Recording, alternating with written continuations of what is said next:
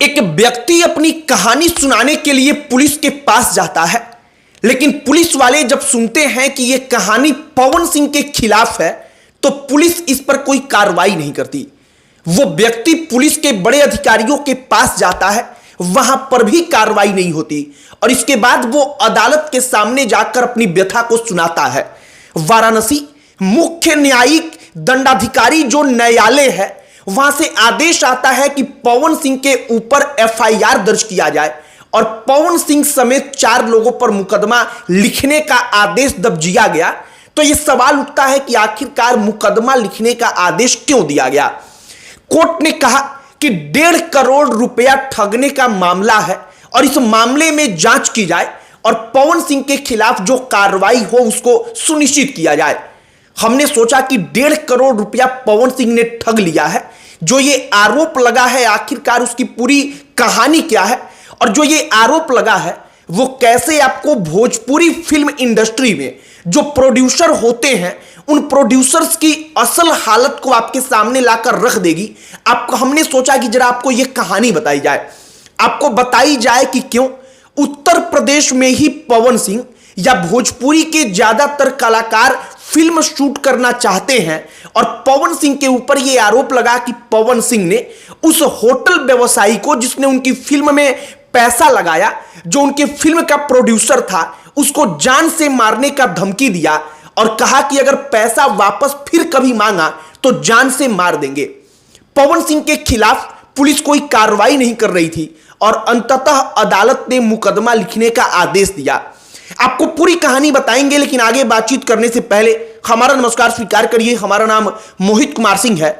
पवन सिंह की एक फिल्म आई थी बॉस मूवी के कई सारे गाने भी बड़ा चर्चा का विषय रहे थे, मतलब वो गाने बड़ा सुने गए थे। बॉस फिल्म आपको शायद याद ना हो तो आप YouTube पर जाकर के उसका ट्रेलर भी देख सकते हैं, फिल्म भी आप ढूंढ कर देख सकते हैं। अब बॉस फिल्म से जुड़ा हुआ यह पूरा का पूरा किस्सा है। बताया जाता है कि प्रेम शंकर राय और उनकी पत्नी सीमा राय, इन दोनों लोगों ने मिलकर एक होटल व्यवसायी विशाल सिंह से कांटेक्ट किया, जो बनारस है। बनारस के एक होटल में पवन सिंह के साथ उनकी मुलाकात कराई गई और उनको बताया गया कि पवन सिंह के फिल्म में आपको पैसा लगाना है। जो होटल व्यवसायी विशाल सिंह थे, जब उनसे फिल्म के बारे में बातचीत की गई और बताया गया तो वो पैसा लगाने के लिए तैयार हो गए। 32 लाख से ज्यादा रुपया उन्होंने अलग अलग खातों में ट्रांसफर किया और उनके भाई की एक फर्म थी, उसी फर्म का वो पैसा था जो उन्होंने फिल्म बनाने के लिए ट्रांसफर किया।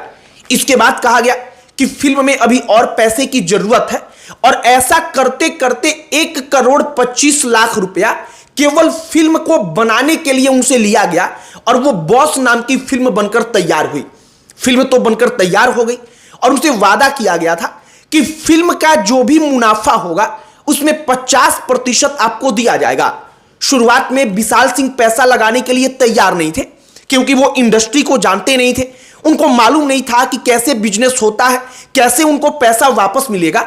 लेकिन उनको बताया गया कि उत्तर प्रदेश सरकार की सब्सिडी योजना है और उस योजना से आपका अधिकांश पैसा फिल्म बनेगा और वो फिल्म कितनी कमाएगी इस पर निर्भर नहीं करेगा, बल्कि सरकार पैसा देगी उससे ही रिकवर हो जाएगा। अब जो विशाल सिंह है उन्होंने पैसा लगाया, लेकिन पैसा लगाने के बाद बॉस फिल्म जो थी वो फिल्म किसी कंपनी को बेच दी गई, उसके राइट्स बेच दिए गए। बदले में जो उस फिल्म से जुड़े हुए तमाम लोग थे, पवन सिंह और लोग, उनको पैसा मिला। उन तमाम लोगों ने पैसा लिया, लेकिन विशाल सिंह का मुनाफा क्या हुआ, उन्होंने जब भी इसके बारे में बोला तो टाल मटोल शुरू कर दी गई। पवन सिंह के बारे में कहते हैं कि पवन सिंह से जब उन्होंने इसके बारे में बोला तो पवन सिंह ने कहा कि जान से मार देंगे। उन्होंने जान से मारने की धमकी दे दी। अब चूंकि लगभग 1.5 करोड़ रुपया फिल्म को उन्होंने दिया था, फिल्म के प्रोडक्शन में उन्होंने लगाया था, तो उन्होंने पुलिस के पास जाने का फैसला किया। विशाल सिंह जब पुलिस के पास गए तो पुलिस ने मामला दर्ज नहीं किया। पवन सिंह बड़े नाम है, बड़े शख्सियत है, उत्तर प्रदेश के तमाम जो बड़े बड़े बाहुबली नेता हैं उनके आसपास घूमते रहते हैं। पवन सिंह उत्तर प्रदेश के मुख्यमंत्री से भी मिलते रहते हैं। कहने का मतलब है कि उनका एक प्रभाव है। शायद उस प्रभाव के कारण पुलिस ने कोई एक्शन नहीं लिया, पवन सिंह के ऊपर कोई कार्रवाई नहीं हुई। जो विशाल सिंह है वो पुलिस के बड़े अधिकारियों के पास चले गए। बड़े अधिकारियों की तरफ से भी कोई कार्रवाई जब सुनिश्चित नहीं हुई तो वो बनारस में अदालत का दरवाजा खटखटाते हैं। जब वो अदालत के समक्ष जाते हैं और अदालत में जाकर अपनी व्यथा सुनाते हैं, जो तमाम चीजें उनके पास सबूत के तौर पर मौजूद थीं उनको दिखाते हैं, तो इसके बाद से वाराणसी मुख्य न्यायिक मजिस्ट्रेट की सेकंड अदालत जो है वो आदेश जारी करके कहती है कि मुकदमा दर्ज किया जाए पवन सिंह, प्रेम शंकर राय, उनकी पत्नी सीमा राय और एक और व्यक्ति के ऊपर। और अदालत कहती है कि इस मामले में जांच की जाए कि आखिरकार वाकई में यह पूरा का पूरा मामला है क्या। अब सबसे पहले आप समझिए कि भोजपुरी फिल्म इंडस्ट्री में जो प्रोड्यूसर आते हैं वो कैसे लाए जाते हैं। फिल्म इंडस्ट्री में जो भोजपुरी फिल्मों की शूटिंग होती है उसमें आज की तारीख में प्रोड्यूसर केवल इसी लालच में आते हैं, ये सच बात है कि अगर वो उत्तर प्रदेश के अंदर फिल्म शूट करेंगे तो सरकार की एक योजना है कि फिल्म की लागत का अधिकांश हिस्सा सरकार वापस कर देती है। ऐसा इसलिए होता है क्योंकि सरकार उन फिल्मों पर सब्सिडी देती है। सरकार की शर्त इतनी होती है कि फिल्म का अधिकांश हिस्सा उत्तर प्रदेश में शूट किया जाए और फिल्म के अंदर जो अधिकांश जो कलाकार होंगे, जो काम करेंगे, वो उत्तर प्रदेश के रहने चाहिए। सरकार का इसके पीछे का तर्क है कि इससे उत्तर प्रदेश के कलाकारों को काम मिलता है, उत्तर प्रदेश के कलाकारों को रोजगार मिलता है, बदले में जो फिल्म शूटिंग का पर्यटन के लिहाज से बढ़ावा है उसमें बढ़ोतरी होती है, बढ़ावा मिलता है। और इन तमाम चीजों के पीछे भोजपुरी फिल्म इंडस्ट्री के प्रोड्यूसर्स जो हैं वो अपना दिमाग लगाते हैं। फिलहाल आपने गौर किया होगा तो पवन सिंह की तमाम फिल्में उत्तर प्रदेश में ही शूट होती हैं पिछले कई सालों से, और उसका सबसे प्रमुख कारण और एकमात्र कारण यही है कि उत्तर प्रदेश में उनको सब्सिडी मिलती है।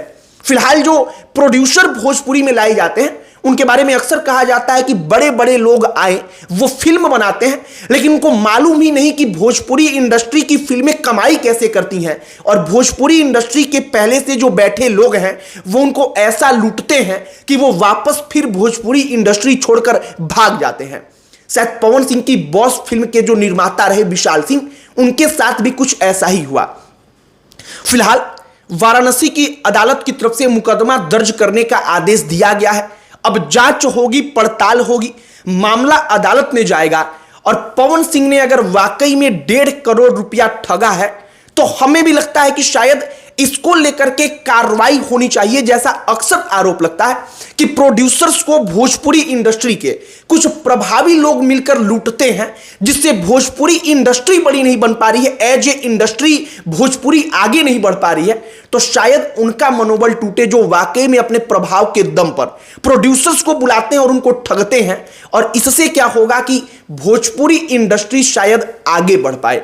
बाकी पवन सिंह के खिलाफ जो आदेश आया है अदालत का, हमने वो सारी की सारी कहानी आपको बताई है। आपकी प्रतिक्रिया इस पर क्या है कमेंट बॉक्स में लिखकर बताइएगा। बाकी इस वीडियो को यहीं पर समाप्त करते हैं। अन्य कोई टॉपिक जिस पर आप चाहते हो कि हम वीडियो बनाएं उसे भी कमेंट बॉक्स में लिखकर बताइएगा। हमारा पूरा प्रयास होगा कि हम उस पर भी वीडियो बनाएं। बाकी इस वीडियो को यहीं पर समाप्त करते हैं। अंत में हमारा परिचय, हमारा नाम मोहित कुमार सिंह है। बहुत बहुत धन्यवाद।